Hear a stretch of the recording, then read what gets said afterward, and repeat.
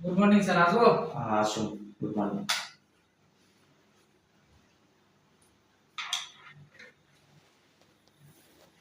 বলো কি খবর, তোমার দেখা যায় না এতদিন।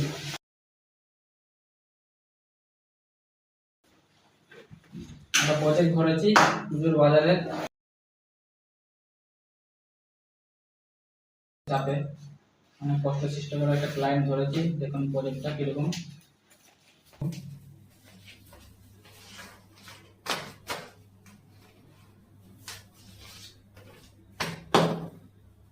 কোথাকার প্রজেক্ট এটা? এটা আসামে, আসাম স্টেট। 5 থেকে 7 বার যে কাজটা ফাইনাল হয়েছে, তো আপনি দেখে কনফার্ম করুন, সেই হিসাবে আমি পার্টির সঙ্গে যোগাযোগ করবো। সে তো ঠিক আছে, তোমার এতদিন দেখা যায়নি কেন? কোথায় ছিল এতদিন?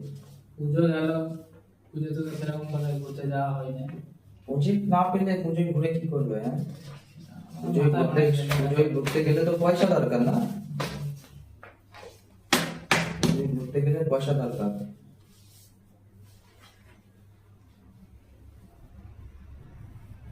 কত টাকার প্রজেক্ট এটা? এত কাজ? 10 লাখ টাকা প্রজেক্ট আছে এটা। কাজ তো অনেক দেখছি। এটা অনেক ভাগদর করে কনফার্ম করা হয়েছে, আপনি বলুন সেই হিসাবে। সবই আপনার উপরে ডিপেন্ড করে। আমার উপর ডিপেন্ড করে সেটা তো বড় ব্যাপার নয়। বড় ব্যাপার হলো এখানে দেখছি তুমি যা কাজ নিয়েছো, তবে 1 বার 2 বার 3 বার 4 বার 5 বার 6 বার 7 বার 8 বার 9 বার 10 বার, ও বাপ রে বাপ, হলো 12 বার কাজ,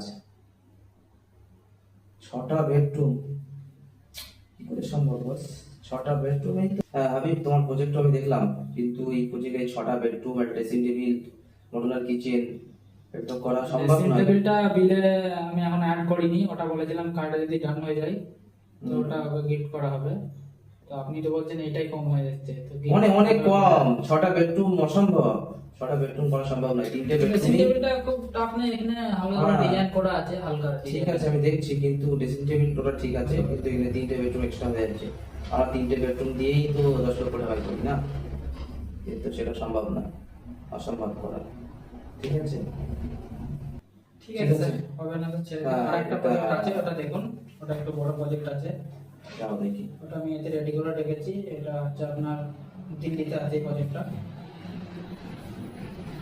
যাও দেখি।